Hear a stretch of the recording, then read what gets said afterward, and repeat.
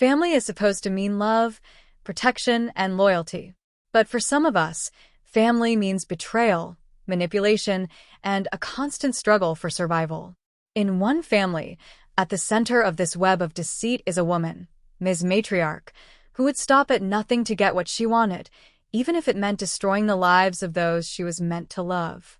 This is a story of a mother's stolen child, a toxic grandmother's thirst for control, and the epic showdown that unfolded when the truth could no longer be buried.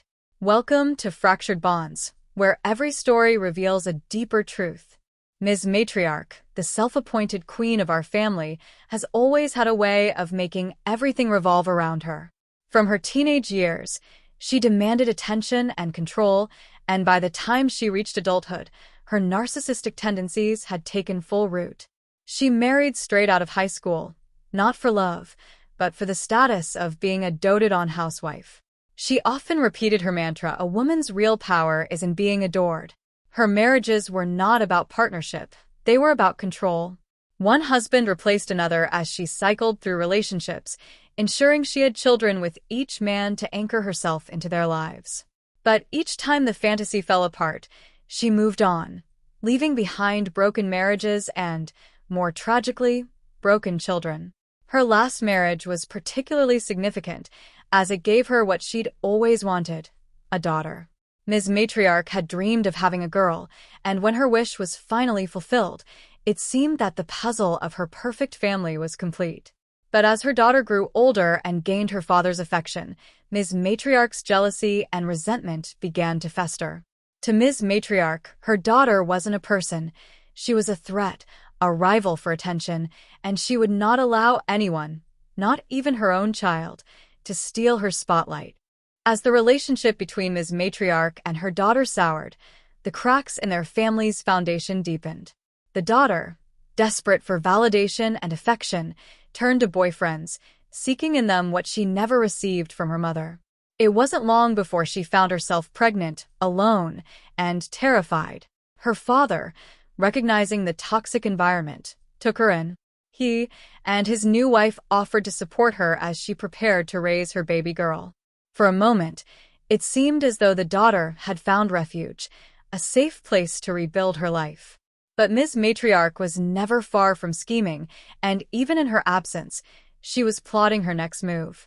As soon as the daughter returned to visit her family, baby in tow, Ms. Matriarch's twisted plans swung into motion. She feigned interest in her granddaughter, offering comfort and security to her daughter, encouraging her to stay. But behind that false smile was a far more sinister agenda.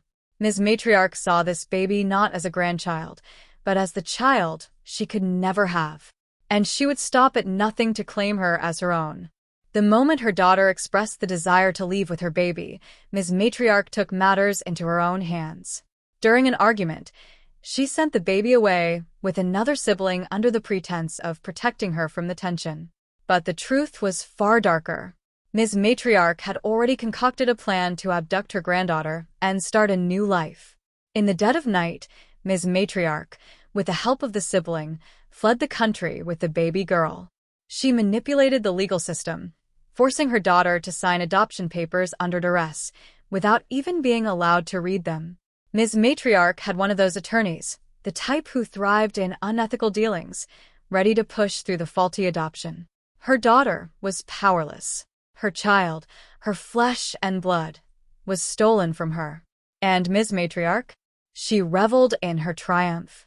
She returned home, baby girl in hand, and assumed the role of a single mother, soaking in the attention from everyone around her. Her previous children had grown and moved on, leaving her with this new, trophy child to parade in front of others. For years, Ms. Matriarch raised the baby girl as her own. The child grew up not knowing the truth of her origins, never knowing that the woman raising her had stolen her from her real mother.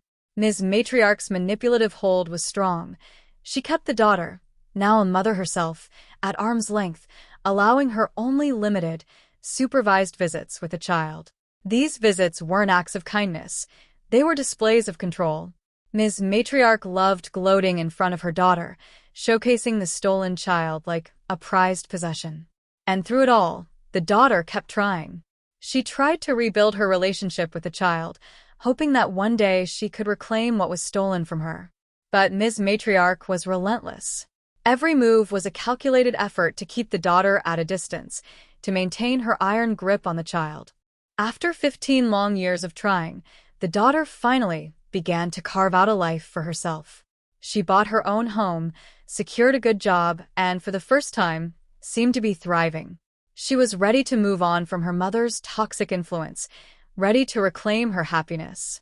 But just when life seemed to be looking up, tragedy struck. She was diagnosed with stage 4 cancer. When I told Ms. Matriarch about my mother's diagnosis, I expected at least a shred of sympathy. But instead, she showed her true colors. Her cold, emotionless response, "Well, it's her fault. I told her not to get hair extensions or Botox," was like a slap in the face. How could someone be so cruel, so utterly devoid of compassion? Even knowing how malicious she could be, I was stunned. As my mother's illness worsened, Ms. Matriarch didn't offer support. Instead, she called my children, her great-grandchildren, and lied to them about undergoing a life-threatening heart surgery. She played the victim, trying to steal the spotlight once again. My kids were devastated, already dealing with the grief of their grandmother's illness, and now Ms. Matriarch had added another layer of cruelty. I couldn't stay silent any longer. I called Ms. Matriarch, my anger boiling over. "You evil bee asterisk asterisk asterisk H," I spat, my voice shaking. "It's bad enough you stole me from your daughter, but now you're faking a health crisis to steal more attention?" I laid into her, recounting every vile thing she had done over the years, but true to form, she played the victim. "You've been turned against me," she cried. "How could you hate me so much? I'm your mother." But I wasn't falling for it this time. "You are my grandmother," I snapped, hitting her where it hurt the most.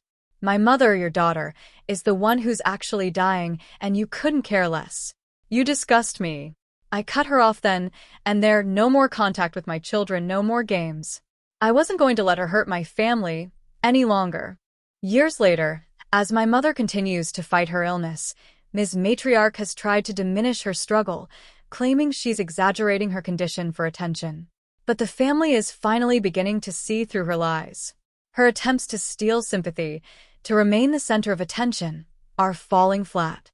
And the baby girl she stole all those years ago? She's all grown up now. She knows the truth about her origins, about Ms. Matriarch's deceit, and she has begun to reclaim her relationship with her real mother. Ms. Matriarch's carefully constructed facade is crumbling, and the power she held over the family for so long is slipping away. In the end, Ms. Matriarch may have stolen a child, but she could never steal the love between mother and daughter. That bond, though tested, proved stronger than any of her manipulations. As for me, I still check in on Ms. Matriarch occasionally. Old habits die hard, and part of me can't fully let go of the trauma she inflicted on our family. But I keep my distance. I've learned to guard my heart and protect my children from her toxic influence. The past can't be changed, but I can ensure that the future is different, for me, for my mother, and for my children. Ms. Matriarch may still play her games, but the days of her ruling the family unchallenged are over. The stolen child is home, the truth is out, and the drama?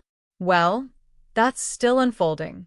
But one thing is certain, Ms. Matriarch's reign is nearing its end. With this, the story comes to an end, but the journey doesn't stop here. Thank you for exploring the stories that shape us. If you enjoyed this one, don't forget to like, share, and subscribe for more content like this. See you again soon.